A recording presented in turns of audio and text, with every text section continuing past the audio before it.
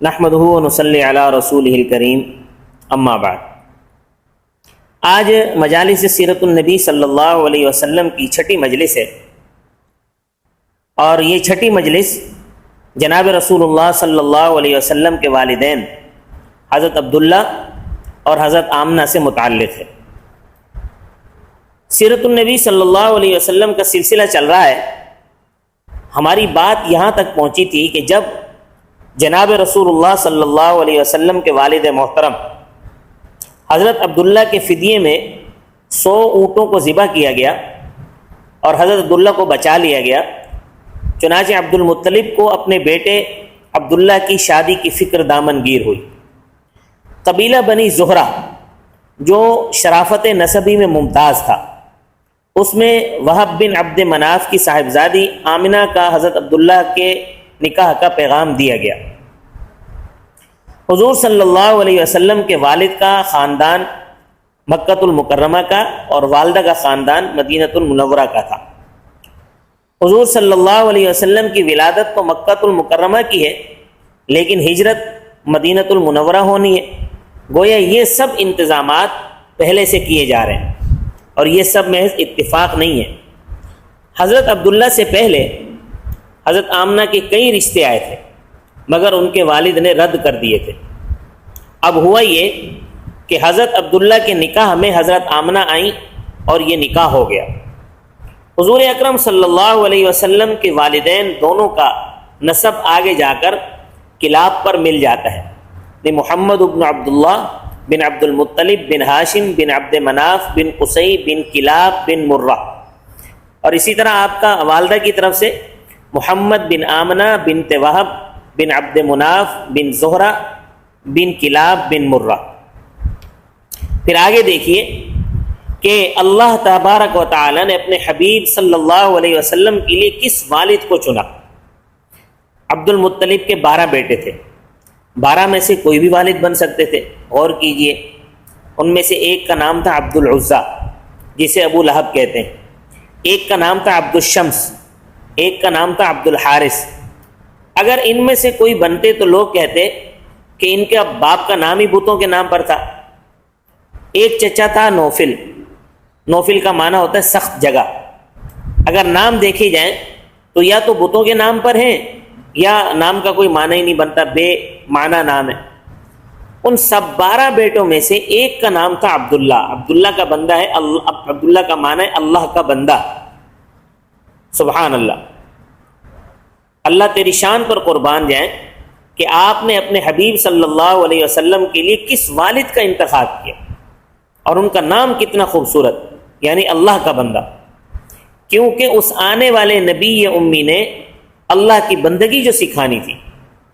آج نبی کریم صلی اللہ علیہ وسلم کو کوئی یہ تانا نہیں دے سکتا کہ آپ کے والد کا نام تو بتوں کے نام پر ہے۔ اب اگر ہم والدہ کی طرف ذرا توجہ کریں کہ والدہ مدینہ منورہ کی رہنے والی تھی، وہاں کئی قبیلے عربوں کے تھے، جیسے بنو ثقیف۔ بنو ثقیف کا معنی ہوتا ہے چاقوؤں والا۔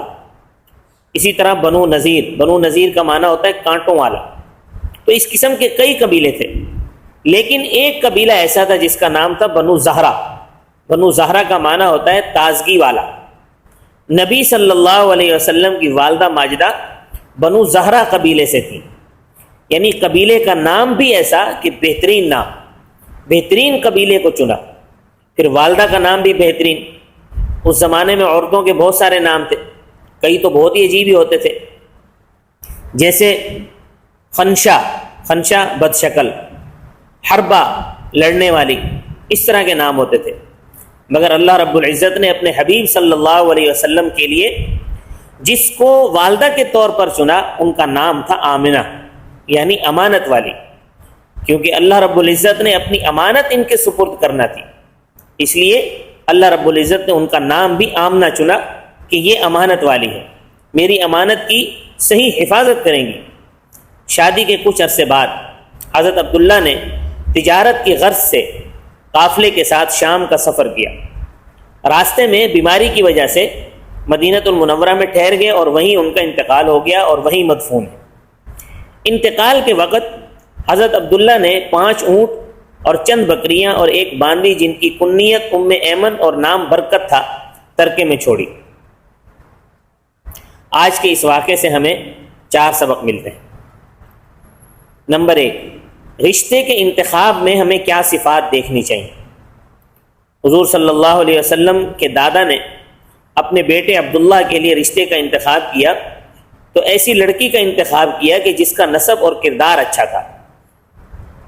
لہٰذا ہمیں بھی یہ سبق ملتا ہے کہ جب ہم اپنے بچے اور بچیوں کا نکاح کریں، زوجیت کا سلسلہ ہو رہا ہو، تو اس میں ہمیں نبی صلی اللہ علیہ وسلم کی تعلیمات ملتی ہیں کہ ہم ایسی جگہ نکاح کریں جس کا آپ صلی اللہ علیہ وسلم نے حدیث مبارکہ میں فرمایا، تنکح المرأۃ لأربع لمالها ولحسبها ولجمالها ولدینها فاظفر بذات الدین۔ عورت سے نکاح 4 وجہ سے کیا جاتا ہے، مال کی وجہ سے، حسب کی وجہ سے، جمال کی وجہ سے اور دین کی وجہ سے۔ پھر حضور صلی اللہ علیہ وسلم نے فرمایا سب سے زیادہ فوقیت دین کو دو، کیونکہ اگر دین زوجین میں دینداری ہوگی تو جو ان کی اولاد آگے ہوگی وہ بھی دیندار ہوگی، کیونکہ بچے کی پہلی درسگاہ ماں کی گود ہے۔ اگر والدہ نیک ہوگی تو اس کی آگے اولاد بھی نیک ہوگی۔ تو ہمیں پہلا سبق یہ ملتا ہے کہ جب رشتے کریں تو پہلے دین کو اور کردار کو فوقیت ہے۔ دوسرا سبق یہ ملتا ہے کہ بچوں کے نام اچھے رکھنے چاہیے۔ رسول اللہ صلی اللہ علیہ وسلم کے والدین کے نام کو اگر ہم دیکھتے ہیں تو آپ صلی اللہ علیہ وسلم کے والد کا نام عبداللہ، والدہ کا نام آمنہ ہے۔ عبداللہ کا معنی اللہ کا بندہ، آمنہ کا معنی امن کے ہے۔ حالانکہ یہ جس معاشرے میں رہ رہے تھے وہاں تو ہر طرف بت پرستی تھی، اور لوگ اپنے بچوں کے نام رکھتے تھے بتوں کے نام پر، لات منات عزا کے نام پر رکھتے تھے۔ لیکن حضور صلی اللہ علیہ وسلم کے والد کا نام عبداللہ، یہ بھی اللہ کا انتخاب تھا۔ حضور صلی اللہ علیہ وسلم نے فرمایا اللہ کے نزدیک سب سے زیادہ 2 نام محبوب ہیں، ایک عبداللہ اور دوسرا عبد الرحمن۔ پھر عبداللہ پر غور کریں کہ حضور صلی اللہ علیہ وسلم کے والد محترم کا نام عبداللہ ہے، حضور کے پہلے بیٹے کا نام قاسم اور دوسرے بیٹے کا نام عبداللہ ہے۔ حضور صلی اللہ علیہ وسلم کے رضائی بھائی جو حلیمہ سعدیہ کے بیٹے تھے ان کا نام بھی عبداللہ تھا، جس سے معلوم ہوتا ہے کہ ہمیں بھی اپنے بچوں کے اچھے نام رکھنے چاہیے۔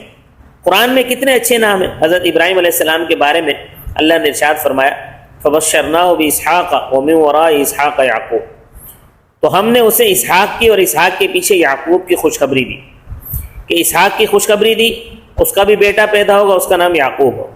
حضرت زکریا علیہ السلام کے بارے میں ارشاد فرمایا یا زکریا انا نبشرک بغلام اسمہ یحییٰ، اللہ نے فرمایا کہ زکریا ہم تمہیں ایک لڑکے کی بشارت دیتے ہیں، ہم آپ کو بچے کی خوشخبری دے رہے ہیں، اس کا نام یحییٰ ہوگا۔ اور دیگر انبیاء اکرام علیہ السلام کے نام بھی جو قرآن میں مذکور ہیں، وَوَهَبْنَا لَهُ إِسْحَاقَ وَيَعْقُوبَ كُلًّا هَدَيْنَا وَنُوحًا هَدَيْنَا مِن قَبْلُ وَمِن ذُرِّيَّتِهِ دَاوُودَ وَسُلَيْمَانَ وَأَيُّوبَ وَيُوسُفَ وَمُوسَى وَهَارُونَ وَكَذَلِكَ نَجْزِي الْمُحْسِنِينَ۔ ہم نے ابراہیم کو اسحاق اور یعقوب بخشا، ہم نے سب کو ہدایت دی، اور اس سے پہلے ہم نے نوح کو ہدایت دی، اس کی اولاد میں سے داؤد، سلیمان، ایوب، یوسف اور موسیٰ اور ہارون ہیں۔ اسی طرح ہم نیکوکاروں کو بدلہ دیتے ہیں۔ اسی طرح سورہ انعام میں وزکریا و یحییٰ و عیسیٰ و الیاس کل من الصالحین۔ اسی طرح سورۃ الانعام میں ایک اور جگہ پر ہے وہ اسماعیل والیسع و یونس و لوطا وکلا فضلنا علی العالمین۔ تو اس سے معلوم ہوا کہ ہمیں اپنی اولاد کے نام اچھے رکھنے چاہیے۔ حضرت عیسیٰ علیہ السلام نے اپنی زندگی میں حضور صلی اللہ علیہ وسلم کے آنے کی جب خوشخبری سنائی تھی تو فرمایا مبشرم برسول یاتی من بعد اسمہ احمد، میرے بعد جو نبی آئے گا، جو نبی آخر الزمان ہوگا، اس کا نام محمد ہوگا، اس کا نام احمد ہوگا۔ آپ صلی اللہ علیہ وسلم کا آسمانوں میں نام احمد تھا اور زمین میں نام محمد تھا۔ لہذا ہم اپنے بچوں کے اچھے نام رکھنے والے ہوں، بچیوں کے اچھے نام رکھنے والے ہوں، انبیاء کے نام، صحابہ اکرام کے نام، اور بچیوں کے نام صحابیات کے نام پر، جیسے حضرت مریم، خدیجہ، عائشہ رضی اللہ تعالی عنہن، کیونکہ نام کا مسمى پر بڑا اثر ہوتا ہے۔ اسی وجہ سے قرآن کریم میں اللہ تبارک و تعالی نے فرمایا ہے وَلَا تَنَابَزُوا بِالْأَلْقَابِ، برے القاب سے مت پکارو کسی کو۔ تیسرا سبق ہمیں اس واقعے سے یہ ملتا ہے کہ انسان کا جہاں انتقال ہو جائے وہیں اس کی تدفین کرنی چاہیے۔ حضور صلی اللہ علیہ وسلم کے پردادا کا انتقال غزہ میں ہوا، وہیں پر مدفون ہے۔ حضور صلی اللہ علیہ وسلم کے والد کا انتقال مدینہ المنورہ میں ہوا، وہیں مدفون ہے۔ حضور صلی اللہ علیہ وسلم کی والدہ کا انتقال مقام ابوا میں ہوا، ان کی قبر آج بھی وہیں ہے۔ صحابہ کرام رضوان اللہ علیہم اجمعین کی تاریخ ہم پڑھتے ہیں تو معلوم ہوتا ہے کہ وہ جہاں جہاں غزوات میں گئے اور وہاں پر ان کی شہادتیں ہوئیں تو صحابہ کو وہیں دفن کیا گیا، جیسے شہدائے بدر ہوں، شہدائے احد، ہمیں مثال ملتی ہے۔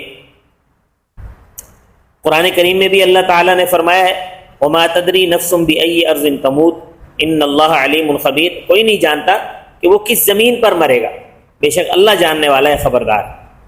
چوتھا سبق ہمیں اس سے یہ ملتا ہے، اس واقعے سے، کہ حضور صلی اللہ علیہ وسلم کے پیدا ہونے سے قبل آپ صلی اللہ علیہ وسلم کے والد محترم حضرت عبداللہ کا انتقال ہو گیا تھا۔ آج ہمارے معاشرے میں بہت مرتبہ ایسا ہوتا ہے کہ بچہ پیدا ہوا اور والد زندہ نہیں ہے، یا بچہ چھوٹا ہے، والد کا انتقال ہو گیا۔ بہت سارے لوگ کہتے ہوئے ہم سنتے ہیں کہ دیکھو کتنے چھوٹے چھوٹے بچے رہ گئے۔